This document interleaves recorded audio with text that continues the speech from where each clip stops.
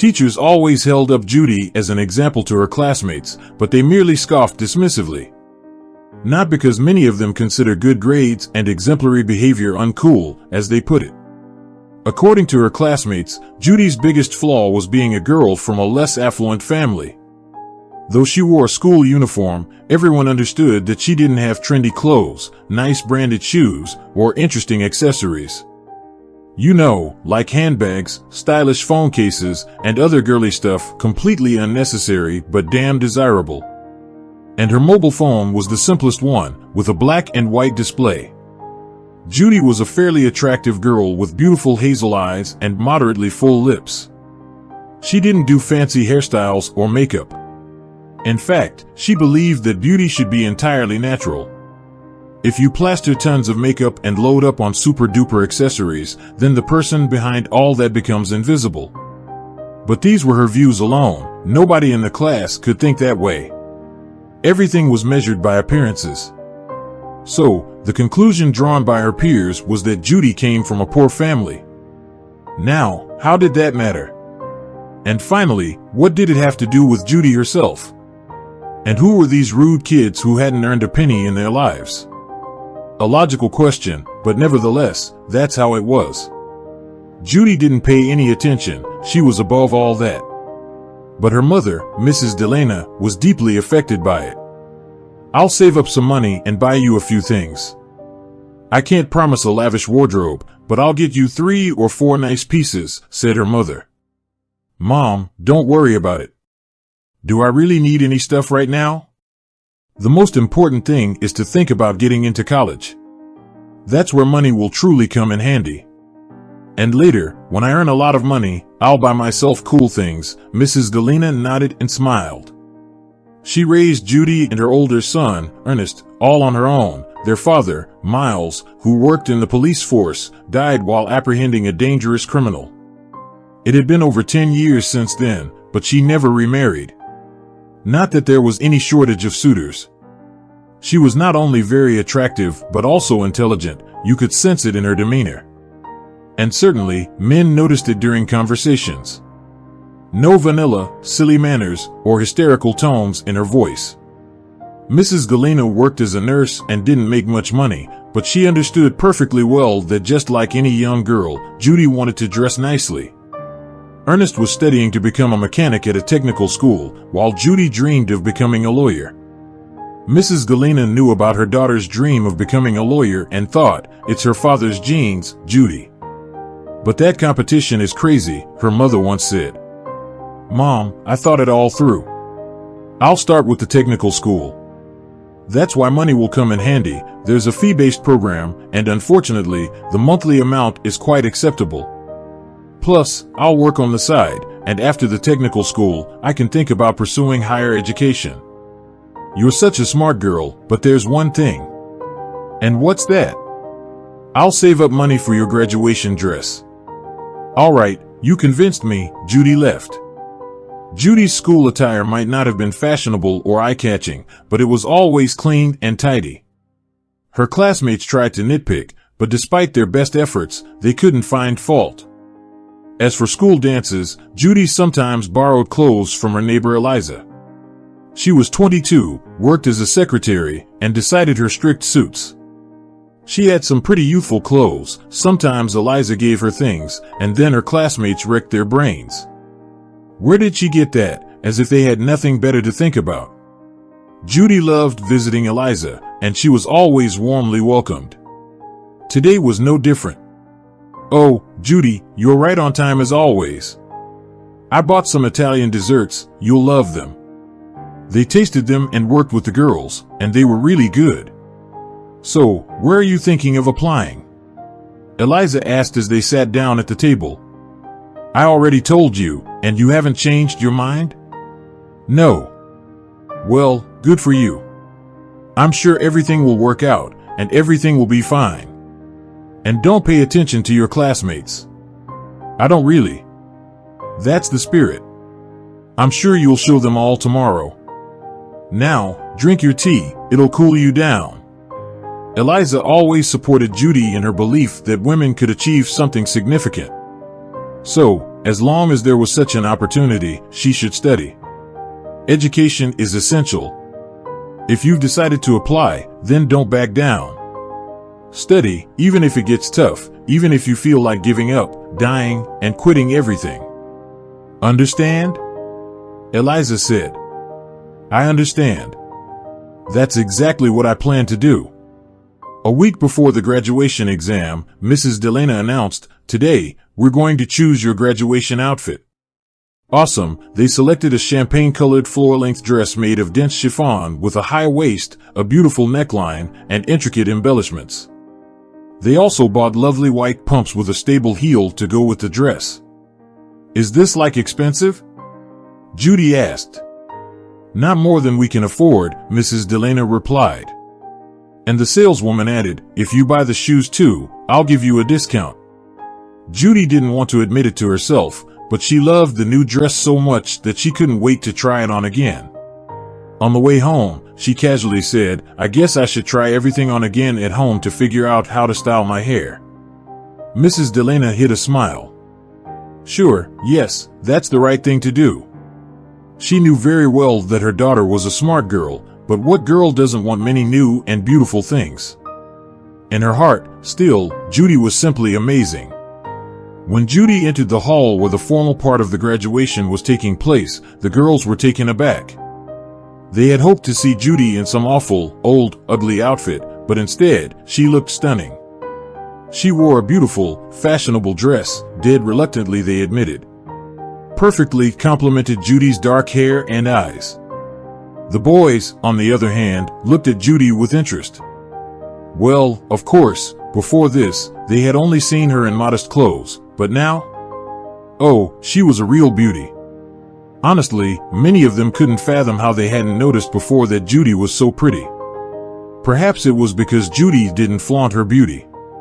Mrs. Galena looked proudly at her daughter and thought, what a beauty she is. God willing, she'll have everything. Mrs. Galena didn't stay for the party after the graduation. She approached the homeroom teacher and said, Mrs. Leslie, I think I'll head home. I'm tired after work. Thank you for our daughter. Don't say that, Mrs. Galena. Thank you for your daughter, that's what I want to say. You've got such a daughter. Mrs. Leslie raised her thumb, assuring Mrs. Galena that she would keep an eye on the girl. There's really no need for it, Mrs. Leslie continued. She's a smart girl. All her classmates have already consumed alcohol and think that we don't notice anything. But we just pretend not to. For an occasion like this, we can turn a blind eye. And your daughter only drank half a glass of champagne. The teacher was sure that if there were any problems with anyone, it certainly wouldn't be with Judy. She had more faith in this graduate than in herself. Oliver, the heartthrob of the girls, approached Judy. Care to dance? He asked with a smile. Judy nodded with a smile. You look great today, unusually, he said. Thank you. After the dance was over, Oliver said with a meaningful smile, we'll have a chat later. Judy felt a bit flustered. She was well aware of Oliver's reputation, which followed him everywhere. But he was a very handsome guy, and she couldn't deny that. Plus, she felt flattered by Oliver's attention. After all, he invited her to dance first. Watching this scene was Zoe, who had briefly dated Oliver at some point, but their relationship was short-lived. Well, that was to be expected. Oliver changed girlfriends like gloves. So, he has his eye on her, Zoe thought. Well, no problem. I'll handle you. Parents and students dispersed across the area where the dance was taking place. Zoe couldn't help but notice that Oliver approached Judy and hugged her from behind. She smiled sadly but didn't try to break free. In Judy's heart, a whirlwind of emotion swirled, but at some point, she decided she was mature enough not to recoil in horror from Oliver. Zoe took action. She approached a group of guys who were quite the troublemakers. All four of them had encounters with the police. They had a history of shoplifting, smashing windows, arson, and even stealing cell phones. People wondered how they managed to graduate from high school. Zoe had no trouble communicating with this crew, and the teachers could only shake their heads. She said to the boys, "Our quiet one, isn't that simple?" and gestured towards the unexpected couple. "What do you care? Can't forget about Oliver, huh?" Kyle smirked. "I wouldn't mind if he took an interest in another girl, but her? It's even offensive to me he chose some pauper." Zoe's eye sparkled, amusing the boys. "I actually think she looks pretty good today, and her figure is amazing." "As it turns out, you're one of a kind, Zoe," Kyle said. "Oh, come on, you boys like Judy, don't you? So what's the problem?" Zoe smiled and playfully winked at the boys. "Come on, it's a lousy idea," Kyle shook his head. "Why get her drunk, and that's it?" Zoe insisted. "What about Oliver? What about him? If he starts to protest, we'll give him a beat down." "Okay, don't push, we'll do everything as you say." In the end, the malicious gang reached an agreement. Zoe convinced Oliver and Judy to go to the backyard, which was part of the plan they quickly put together with the troublemakers. "Guys, come on, it's you," she widened her cunning eyes. "We finished school, and then we'll all go our separate ways. When will we see each other again?" A few girls and the local gang joined him in the backyard. There was enough alcohol, and eventually, Judy also drank. She didn't quite understand how it happened, but somehow, one of the troublemakers led her into the gym, locked the door, and then laid her down on a couch. The rest of the gang showed up shortly after. She couldn't even figure out what happened. Judy tried to get up, but they roughly pushed her back, and she hit her head hard. Understanding came later, but at that moment, Judy lost consciousness, and the young rascals proceeded with their dark deed. When she woke up, there was no one in the gym. As Judy gradually regained her senses and her ability to think, she was horrified. It didn't take much intelligence to understand what they had done to her. She just stared ahead, not knowing what to do next. Her bag was right there. Judy took out her phone and looked at the time. "Oh my God, it's 4 in the morning. It's all right, Mom will wait for me until morning," she thought, so there's no need to worry from her side. Her ability to think clearly in any situation helped her gather not only her thoughts, but also her strength. Judy got up, straightened her slightly wrinkled dress, and left the gym. The school grounds were still buzzing with noise, but from the backyard, there was not a sound. Judy walked slowly towards the exit. Suddenly, she heard her classmates' voices. "Here's your little quiet girl," said one classmate triumphantly. "She handled 4 of them, but she won't hang on other guys, though," Zoe chimed in. Though Judy didn't interact much with her classmates, she knew that Zoe had had a fling with Oliver. As an intelligent girl, she was sure that this was the key to the puzzle. Surely Zoe had something to do with it. How cruel! No, even that word doesn't fit this. This is wrong. This is inhumane, thought Judy. Not even wondering where Oliver had gone. Maybe he was involved with these thugs too. Oh, mothers, what if someone recorded it on their phone, she thought with horror and burst into bitter tears. She wouldn't be surprised. They were capable of much worse. Judy walked through the empty city streets, sobbing all the way, until she reached home. Unlocking the door with her key, she quietly slipped into the bathroom, took a quick shower, and went to bed. When she woke up, her mother had already left for work, and only her brother was at home. "How was the night out, sis?" Ernest asked as she walked into the kitchen and poured herself a cup of coffee. Suddenly, Judy burst into tears again. "What's wrong, Judy? Did someone hurt you?" her brother asked, confused. She nodded. "Who?" But Judy just cried bitterly. What happened then, he wondered. Eventually, she told her brother what had happened to her at the graduation party. Damn, people have been saying that those scumbags should be sent to a special school, but no, teachers were afraid of messing up the statistics, and now look what happened. "Should we tell Mom?" she confessed to her brother. "I'm afraid so, especially because of her health issues," Judy admitted. "Well, that's true, but you can't hide a needle in a haystack. What if rumors spread around town? If it reaches Mom, it'll be even worse. Ideally, you should go to the police. Oh, no, anything but that. It's too shameful. Well, technically, you shouldn't be ashamed, but overall, I understand you. But I can talk to Mom myself. What do you think, please? But the police. In the end, her brother convinced Judy to report it to the police. Mrs. Galena, upon learning what happened to her daughter, was almost beside herself with rage. Damn bastards! How can such scum exist? And how does the earth carry them? Nothing can be let go. Let's go to the police, and they went there.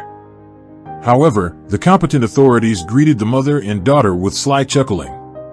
Oh, God, we should never have gone anywhere, Judy thought, utterly dejected.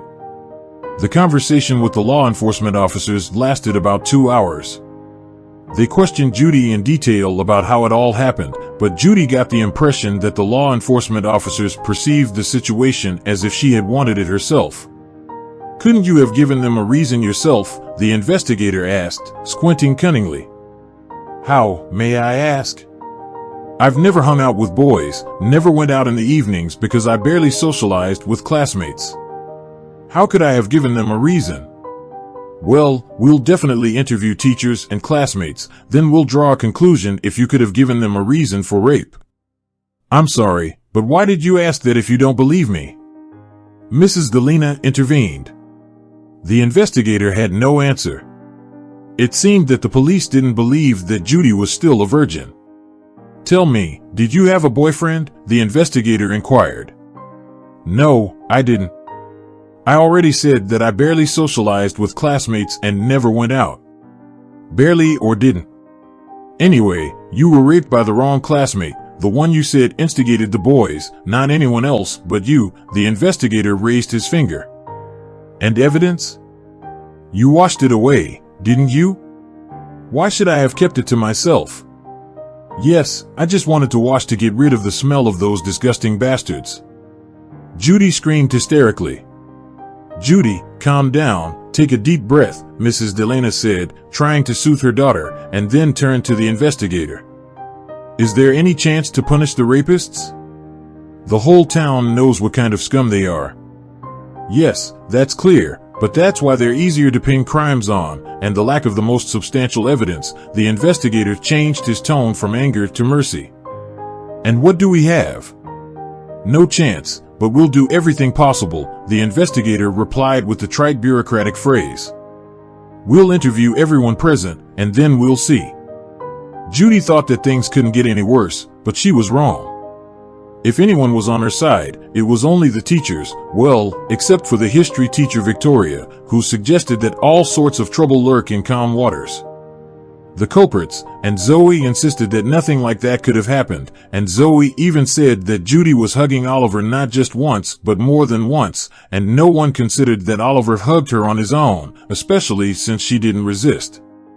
As for Oliver, he claimed that one of the hooligans, specifically Kyle, told him better step aside, today she's with us, and Oliver meekly complied. Judy understood that he was simply scared.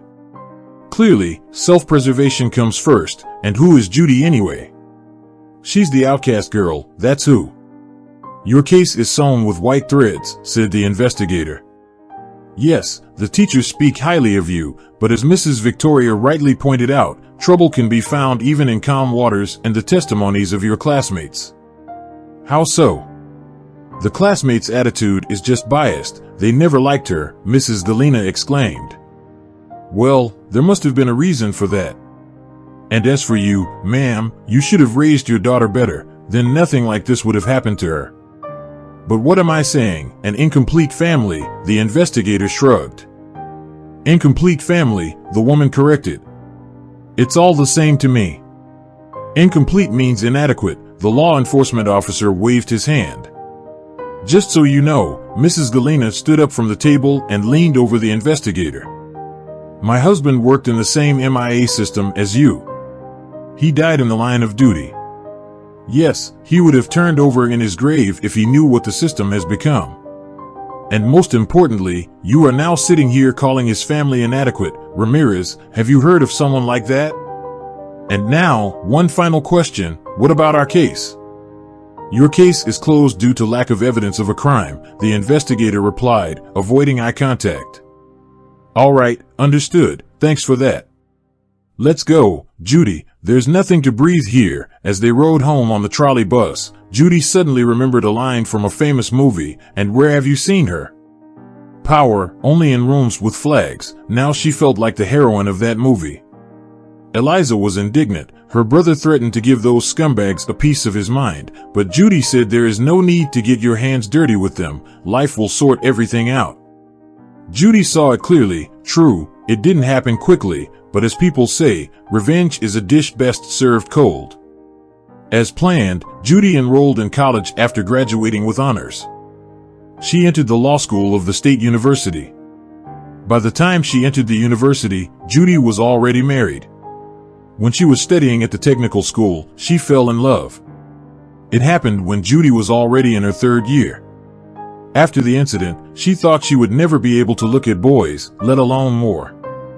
Harry Turner wasn't handsome or macho, but he was a good, kind, and reliable person with whom she felt warm and comfortable. When Judy graduated from university, she realized she was expecting a child. So now she's the mother of a beautiful daughter named Camila. When her daughter turned 1, Judy considered starting to work. Mrs. Galena supported her daughter's decision and took care of her granddaughter. And of course, her beloved husband helped.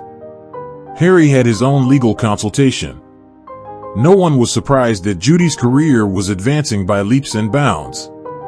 She was no longer the timid girl who could be easily mistreated. And then on one of the most important days of her life, they mocked her. Moreover, they did it with impunity. The path of the career ladder was long and arduous, and now Judy Turner, dressed in a judge's robe, sentences criminals. Her voice had taken on firmness, metal, and coldness.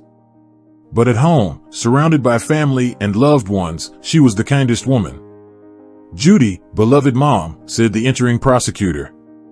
Miss Judy, please familiarize yourself with the case materials. Every time a rape case landed on Judy's desk, a volcano erupted in her soul. And now, as she read the headline of the current case, she sighed, thinking, rapists are the most despicable men in the world. Will these scumbags ever be brought to justice? But when she read the names of the accused, Judy felt like the ground was slipping from under her feet. Her vision blurred and the office transformed into a gym, then the investigator's room. Judy Turner became the school graduate, little Judy, once again, and now she could hear her own voice clearly. I didn't even realize what was happening to me at first, Judy said, not suspecting that every word turned against her. It all happened so fast. I was drunk, and I barely remember how it all unfolded. But when I woke up, I distinctly remembered the rape. Quickly regaining composure, Judy resolved, these jerks will pay, and they'll pay big time. Better late than never. What happened? Harry asked when Judy came home. You seem out of sorts. No, nothing happened. I just took a trip back 20 years into the past, Judy replied. Long ago, Judy had told Harry about what happened to her after the graduation. Don't ever dwell on that. It's a different life, he had advised. Back then, Harry was deeply moved that he became the first man Judy could trust and love after that horrific incident. He thought, if anyone dares to hurt her, I'll tear them apart with my own hands. They've been together for 17 years, and during that time, Harry worshipped his wife. The Turners gave themselves to each other completely, and each truly valued what the other half offered. Now, when Judy mentioned that she revisited her past 20 years ago, Harry was taken aback. Did the past come back to haunt her? Harry asked. Yes, Harry, can you believe it? I read the case materials, and there are the names of those bastards, my former classmates. Hasn't life taught them anything? That's fate. Are you going to have dinner? He philosophized and offered to cook. I understand, but maybe I'll just have some peppermint tea, Judy replied. Sure, and some valerian wouldn't hurt either. I think I'll take a bath first. I'll get everything ready. He's so caring, Judy thought. What a blessing to have such men in the world. As Judy settled comfortably on the couch in the living room, Camila approached her. "Hi, Mom," the little girl said, snuggling up to her. "Hello, kitten. How was your day?" Judy asked with tenderness. "Good. Today in English, we learned about their educational institutions. It was so interesting." "That's wonderful. Mom, I'll chat with you later, after you take a bath." "All right," agreed Judy, replying cheerfully. Despite the mint tea, which usually counteracted her, Judy had a terrible dream. Some incomprehensible darkness blurred before her eyes, but she knew that she was being led to the gym on the first floor via the stairs. Judy stumbled constantly because she had drunk too much champagne. "I've never drunk before," the girl protested to the investigator, who had appeared out of nowhere, and he just grinned slyly. Judy woke up drenched in cold sweat. "What's wrong, Judy? Another nightmare, huh?" Harry asked, concerned. Judy couldn't help but smile. How finally they understood each other, she and Harry. When one of them felt bad, the other always sensed it. "It's nothing. Everything's fine. Go back to sleep," and Judy instantly fell asleep again. The next morning, a lawyer paid her a visit. He was an exceptionally unpleasant guy. "Hello, Judy, my darling. Are you doing well?" he crooned, reaching out to shake her hand. "Hello, Horace. What do you want?" she asked. What could an attorney want from a judge? "Of course, I come to offer a mutually beneficial collaboration." "Well, on behalf of my clients, of course," he replied calmly. "I don't even want to know. I don't even consider your current clients as human beings," Judy replied firmly. "Judy, sweetheart, that's it. The conversation is over," the lawyer replied. When Judy saw the fear on the faces of the criminals, clearly recognizing her, she felt halfway avenged, but only halfway. "You gentlemen will have your fanfare when you end up behind bars," she thought maliciously. As the prosecutor read the case materials, Judy couldn't help but look triumphantly at the condemned. They just lowered their gaze, and she decided to deliver the final blow to her former classmates. "Do you understand the verdict?" When all four of them assured their former victim that they understood the sentence, Judy said sternly, "The role of a man in society is to cherish, protect, and respect women. Unfortunately, some men seem to never grasp this concept from an early age." After the session, Judy drove home in high spirits. On the way, she stopped at the supermarket, bought an expensive bottle of wine, a cake, various fruits, and other delicacies. Filled with intense emotions, Judy turned the music up and almost ran a red light. "Shame on you, Judge," she playfully scolded herself. But right now, she felt on top of the world. "Harry, come down and help carry the groceries," she called out to her husband when she arrived home. "Consider it done," he assured her, grabbing the bags of assorted treats from the truck. "Do we have a celebration or something?" he asked. "Oh, yes, we do," Judy exclaimed. "What kind of celebration is it? Let's go inside, and I'll tell you." When Camila saw the various bags of goodies, she was overjoyed, just like her father did 10 minutes before. She asked her mother, "Is it a celebration today?" "It is, sweetheart, it is," Judy replied. "Your mom sent some very nasty men to jail.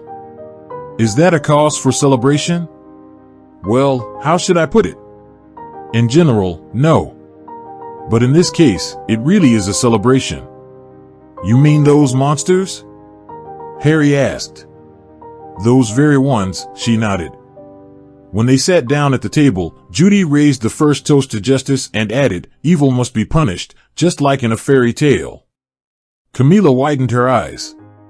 "Yes, just like in a fairy tale?" "Fortunately, not only in fairy tales," nodded the mother and winked at Harry, adding, "Lady Justice is blind, but God sees everything, yeah?"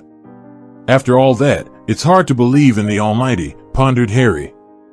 "Yeah, I had to meet them and punish them to the fullest, although no, personally, I think 6 years is too little for them. I would have given them a life sentence, but unfortunately, the law doesn't allow that."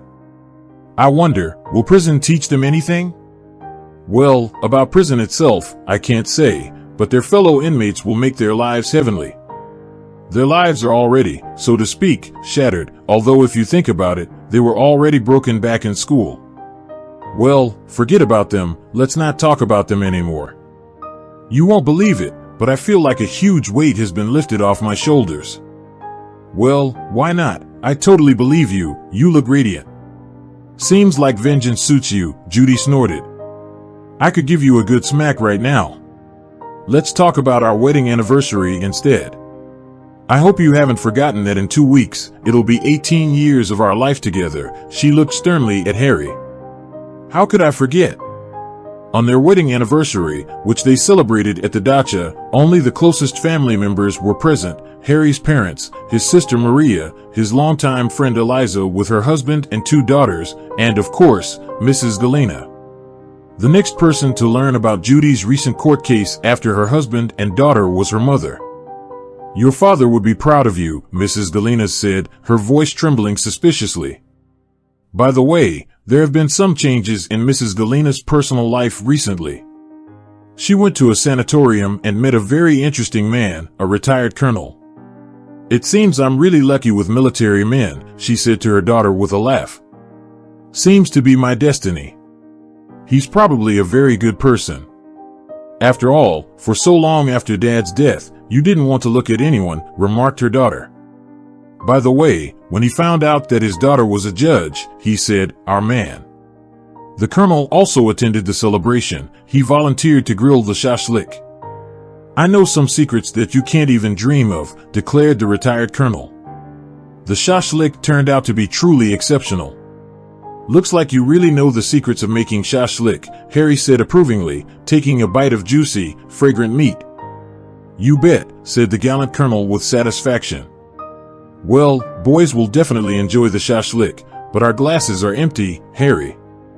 When the glasses were filled, they all raised them in a toast, to family. Then to the talented lawyer and the most just judge in the world, and as usual, the third toast was to love, and love was abundant in this family.